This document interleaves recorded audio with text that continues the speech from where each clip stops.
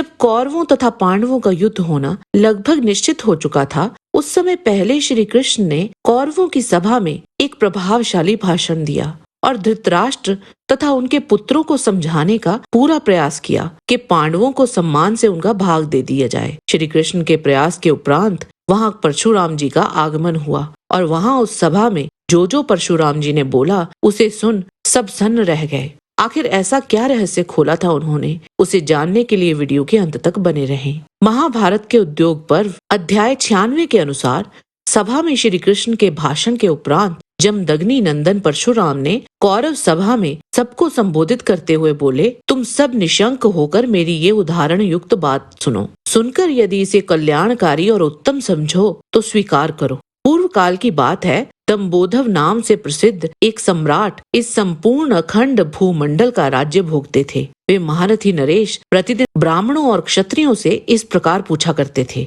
क्या इस जगत में कोई ऐसा शस्त्रधारी है जो युद्ध में मुझसे बढ़कर अथवा मेरे समान भी हो सके? उस समय विद्वान ब्राह्मणों ने बारंबार आत्म प्रशंसा करने वाले उन नरेश को मना किया। उनके मना करने पर भी वे ब्राह्मणों से बार बार प्रश्न करते ही रहे। उनका अहंकार बहुत बढ़ गया था। राजा को यही बारंबार प्रश्न दोहराते देख तपस्वी ब्राह्मण क्रोध से तमतमा उठे और उनसे इस प्रकार बोले, राजन, दो ऐसे पुरुष रत्न हैं जिन्होंने युद्ध में अनेक योद्धाओं पर विजय पाई है। तुम कभी उनके समान न हो सकोगे। हमने सुना है कि वे नर नारायण नाम वाले तपस्वी हैं और इस समय मनुष्य लोक में आए हुए हैं। तुम उन्हीं दोनों से युद्ध करो। सुना है वे दोनों महात्मा नर और नारायण गंधमादन पर्वत पर ऐसी घोर तपस्या कर रहे हैं जिसका वाणी द्वारा वर्णन नहीं हो सकता। राजा को यह सहन नहीं हुआ। उन्होंने विशाल सेना को सुसज्जित करके उस स्थान की यात्रा की जहां वो दोनों महात्मा विद्यमान थे। निकट जाकर उनके चरणों में नमस्कार करके दंबोधव ने उन दोनों का कुशल समाचार पूछा। तब नर और नारायण ने राजा का स्वागत सत्कार करके उन्हें भोजन के लिए निमंत्रित किया। तदंतर पूछा कि हम आपकी क्या सेवा करें। ये सुनकर उन्होंने अपना सारा वृतांत पुनः सुना दिया और कहा, मैंने अपने बाहुबल से सारी पृथ्वी को जीत लिया है तथा संपूर्ण शत्रुओं का संहार कर डाला है। अब आप दोनों से युद्ध करने की इच्छा लेकर मैं इस पर्वत पर आया हूँ। नर नारायण बोले, नृपश्रेष्ठ, हमारा यह आश्रम क्रोध और लोभ से रहित है। इस आश्रम में कभी युद्ध नहीं होता। इस पृथ्वी पर बहुत से क्षत्रिय हैं, अतः आप कहीं और जाकर युद्ध की अभिलाषा पूर्ण कीजिए। उन दोनों महात्माओं ने बारंबार ऐसा कहकर राजा से क्षमा मांगी। तथापि दंबोधव युद्ध की इच्छा से उन दोनों तापसों को कहते और ललकारते ही रहे। तब महात्मा नर ने हाथ में एक मुट्ठी सींक लेकर कहा, युद्ध चाहने वाले क्षत्रिय, आ युद्ध कर। अपने सारे अस्त्र शस्त्र ले ले, सारी सेना को तैयार कर ले। तू बड़े घमंड में आकर लोगों को ललकारता फिरता है, इसीलिए मैं आज से तेरे युद्ध का विषयक निश्चय ही दूर किए देता हूँ। तदंतर सैनिकों सहित दंबोधव ने तपस्वी नर को मार डालने की इच्छा से सब ओर से उन पर बाणों की वर्षा आरंभ कर दी। परंतु मुनि ने उन बाणों का प्रहार करने वाले दंबोधव की कोई परवाह न करके सीकों से ही उनको बींध डाला। फिर महर्षि नर ने उनके ऊपर भयंकर ऐशिकास्त्र का प्रयोग किया जिसका निवारण करना असंभव था। इस प्रकार नर मुनि ने माया द्वारा सींक के बाणों से ही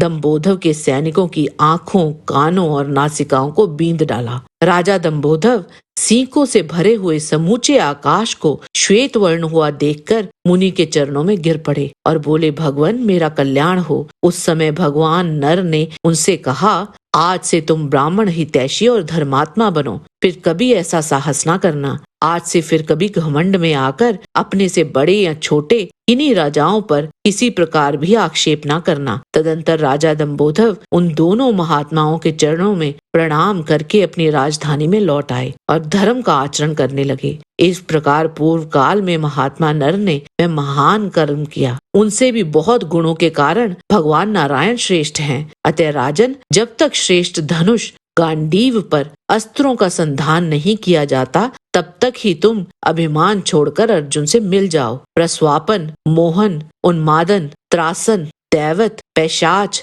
राक्षस और याम्य, ये 8 प्रकार के अस्त्र हैं।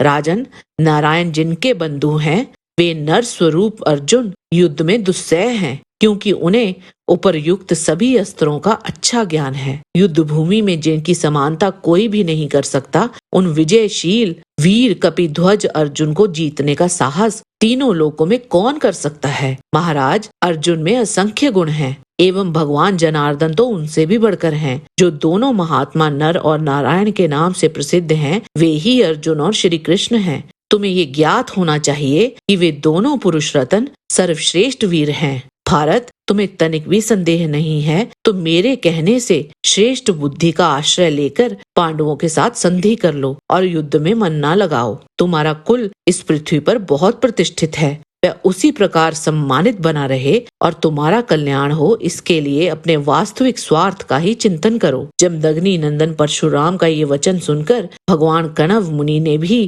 कौरव सभा में दुर्योधन से ये बात कही। कणव बोले, राजन, जैसे लोक पितामह ब्रह्मा अक्षय और अविनाशी हैं, उसी प्रकार वे दोनों भगवान नर नारायण ऋषि भी हैं। इसीलिए उचित यही रहेगा कि कौरवों और पांडवों में संधि हो जाए, परंतु घमंड में उस अल्प बुद्धि दुर्योधन तथा पुत्र मोह में मानसिक रूप से भी अंधे हो चुके धृतराष्ट्र को इन सब की तर्क संगत बातें उचित नहीं लगी और उन्होंने इसका परिणाम भी भुगता। जय श्री कृष्ण, जय नर नारायण। आज के वीडियो में बस इतना ही। आशा करते हैं कि आपको हमारा ये वीडियो पसंद आया होगा। कृपया इसे लाइक और शेयर अवश्य करें। किसी भी प्रकार की त्रुटि के लिए आप सबसे क्षमा याचना करते हुए आपसे निवेदन है कि प्रेम पूर्वक परमपिता परमात्मा को मन में धारण करें और बोलें, वैदिक सनातन धर्म की सदा ही जय।